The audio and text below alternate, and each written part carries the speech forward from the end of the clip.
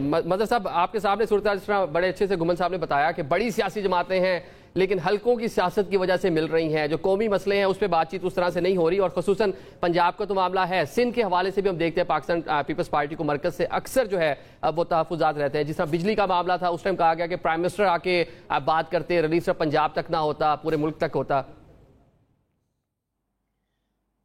شکریہ۔ دیکھیں، یہ میرج آف انکنوینئنس ہے جو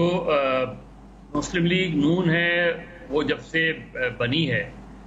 اس کے بعد سے ان کا سندھ میں کبھی بھی کوئی اسٹیک نہیں رہا اور نہ ہی سندھ میں کوئی انٹرسٹ رہا۔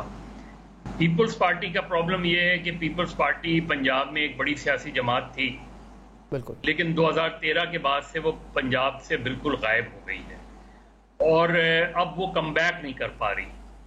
اب ان کا انٹرسٹ ہے، آپ دیکھ لیں کہ مسلم لیگ نون کو اگر آپ سندھ میں مسلم لیگ نون کے لوگوں سے بات کریں تو ان کے ہاتھ میں کچھ بھی نہیں ہے، کیونکہ مرکزی لیڈرشپ کا مسلم لیگ کی سندھ سے کوئی دلچسپی ہی نہیں نظر آتی۔ بالکل اسی طرح اگر آپ پیپلز پارٹی میں دیکھیں تو ابھی بھی آج بھی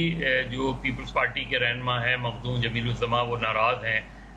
پیپلز پارٹی سے، تو انہوں نے خاص طور پہ یہ کہا کہ پیپلز پارٹی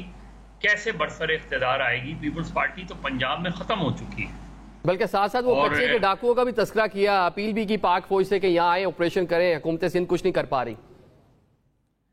جی، وہ کچے کا مسئلہ تو ایک الگ ہے، وہ تو بیلٹ جو ہے رحیم سے سندھ تک جو بیلٹ ہے وہ ایک بہت پرانا مسئلہ ہے، اس میں فوجی آپریشن بھی ماضی میں کر کے دیکھ لیا، پولیس رینجرز کیپیسٹی کا مسئلہ ہے، دونوں طرف وہ نہیں ہوتی۔ لیکن اس سے ہٹ کے تو اب جو مسلم لیگ نون اور پیپلز پارٹی کا ارینجمنٹ ہے،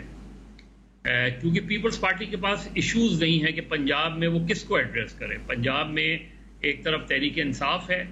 جس نے مسلم لیگ نون کی غلط پالیسیوں کی وجہ سے ان کو اسپیس ملی اور انہوں نے وہ اسپیس حاصل کر لی، وہ اسپیس پیپلز پارٹی حاصل نہیں کر سکی۔ اور پیپلز پارٹی نے جب نون لیگ کے ساتھ 2008 کے بعد ایک ارینجمنٹ کیا تھا، اس سے پیپلز پارٹی نے بہت لوز کیا، کیونکہ پیپلز پارٹی کا ورکر اٹیچ تھا اور وہ تقریباً جوان ہوا تھا، اور نصر اللہ ملک اور اپنا خاور جو ہے وہ بہتر بتا سکتے ہیں کہ وہاں ایشو یہی ہے کہ جو پیپلز پارٹی کے لوگ تھے وہ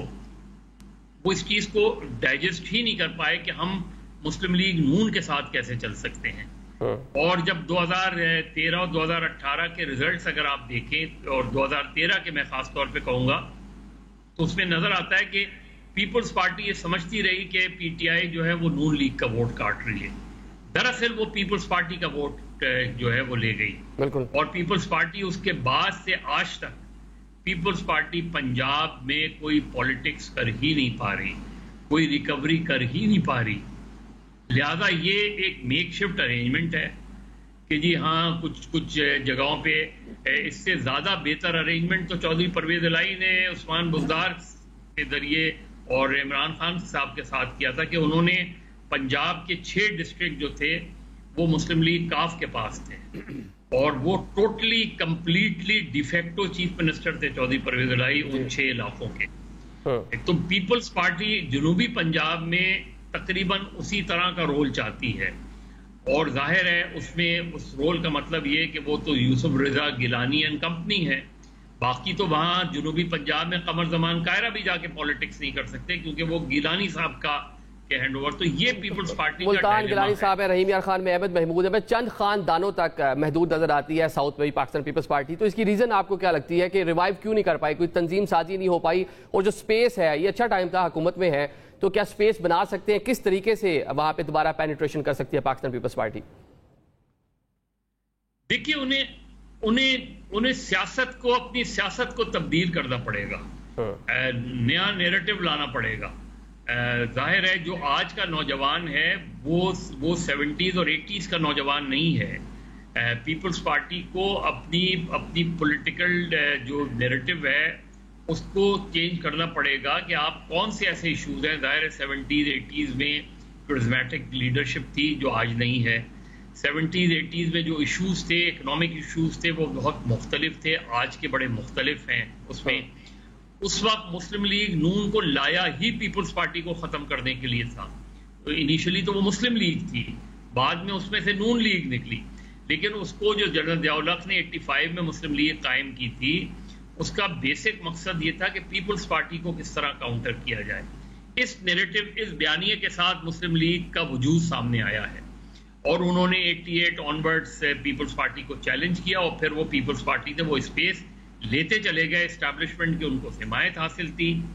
پیپلز پارٹی کو یہ سوچنا پڑے گا کہ اس وقت جو اسپیس ایک دم تھا، پی ٹی آئی اس وقت ایک مشکل صورتحال میں ہے،